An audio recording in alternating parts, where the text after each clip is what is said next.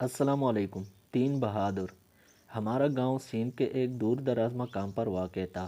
ایک طرف ریتیلا میدان تو دوسری طرف کھیت اور برساتی نہر اور تیسری طرف شہر کو جانے والی سڑک تھی، جہاں تیز رفتار ٹرک اور دوسری گاڑیاں گزرتی تھی۔ چوتھی طرف پہاڑیاں تھیں، جہاں برسات کے بعد ایسی ہریالی ہو جاتی کہ علاقہ جنت کا نمونہ پیش کرنے لگتا۔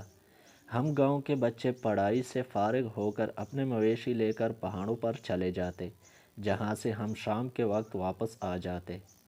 نثار، ارباب اور میں ہم جماعت تھے، تقریباً ایک جیسے کپڑے پہنتے، اور جب ایک دوسرے کے گلے میں ہاتھ ڈالے گاؤں کی گلیوں میں دوڑتے تو نیا آنے والا یہی سمجھتا کہ ہم تینوں ایک ہی گھر میں رہنے والے بھائی ہیں۔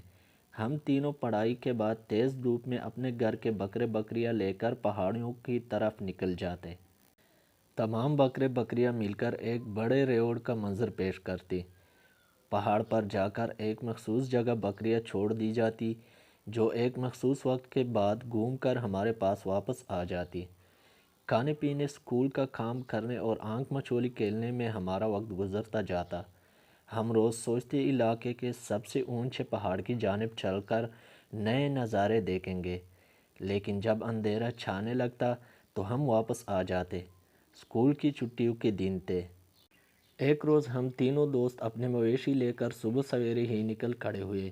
پہاڑی کی جانب کا راستہ مونسون کی برسات کے بعد دلکش منظر پیش کر رہا تھا۔ پہاڑیاں سبزے سے بھر چکی تھی، خودرو، بیر، امرود اور دیگر درخت پھلوں سے لدے ہوئے تھے۔ مویشی بھی خوشی خوشی گھاس پوس چرتے ہوئے آگے بڑھتے چلے گئے۔ ہم اپنی منزل پر پہنچ گئے۔ نثار آج بہت خوش تھا۔ وہ رات ہی اپنی والدہ سے گوشت میں مسالہ لگوا کر لایا تھا کہ ہم سیخ پر بھون کر کھائیں گے۔ ارباب اور میں بھی اپنے گھروں سے کچھ خاص چیزیں بنوا کر لے آئے تھے۔ نثار نے ہماری مخصوص جگہ سے ہٹ کر نسبتاً اونچی جگہ منتخب کی، جہاں سے ہمارے مویشی بھی نیچے وادی میں چرتے نظر آتے رہیں اور گاؤں کی جانب بھی نگاہ پڑتی رہیں۔ ہم نے کھانے پینے کی تیاریاں شروع کی، خوش گپیاں بھی ساتھ ساتھ چلتی رہیں۔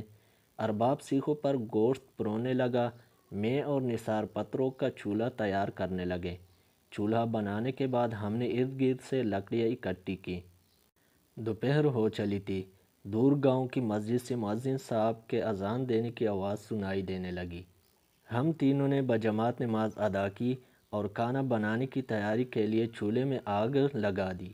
کچھ دیر میں کھانا بن چکا تھا۔ ہم تینوں دوست کھانے پر بیٹھے ہی تھے کہ گاؤں کی جانب سے شدید فائرنگ کی آوازیں سنائی دینے لگیں۔ ہم سہم سے گئے۔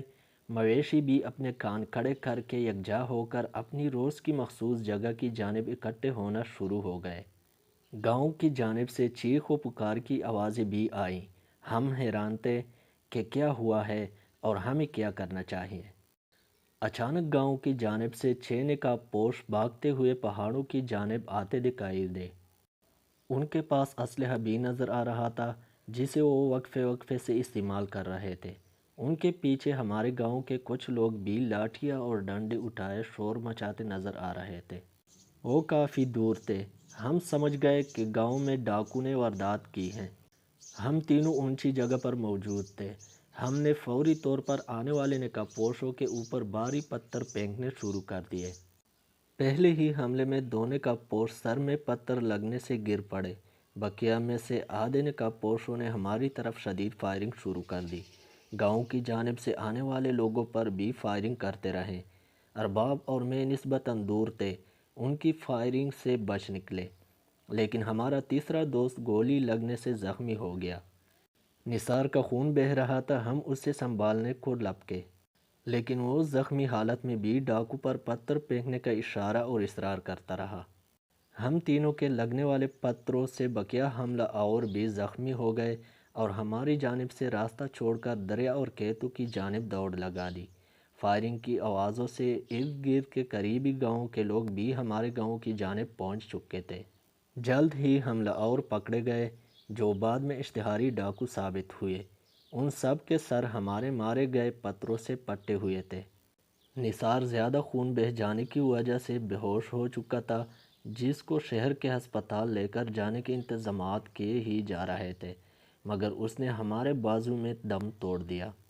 ان ڈاکو نے طویل عرصے سے علاقے کے لوگوں کا جینا حرام کیا ہوا تھا۔ ان کی گرفتاری پر انعام مقرر تھا جو حکومت نے ہم تینوں کو دیا۔ ہم نے وہ انعام نثار کے گھر والوں کو دے دیا۔ عدالت کے حکم پر ڈاکو کو 5 عمر قید کی سزا دے دی گئی۔ ہمارے گاؤں کے اسکول کا نام تبدیل کر کے نثار گورنمنٹ پبلک ہائی اسکول رکھ دیا گیا۔ سالہ سال گزرنے کے بعد آج بھی نثار کی تصویر اسکول کے مرکزی دروازے کے سامنے دیوار پر آویزاں ہے۔ ارباب اپنے گھر والوں کے ساتھ بیرون ملک چلا گیا۔ میں یہ واقعہ زندگی بھر نہیں بھول سکتا۔ ملتے ہیں کل نیو سٹوری کے ساتھ۔ اللہ حافظ۔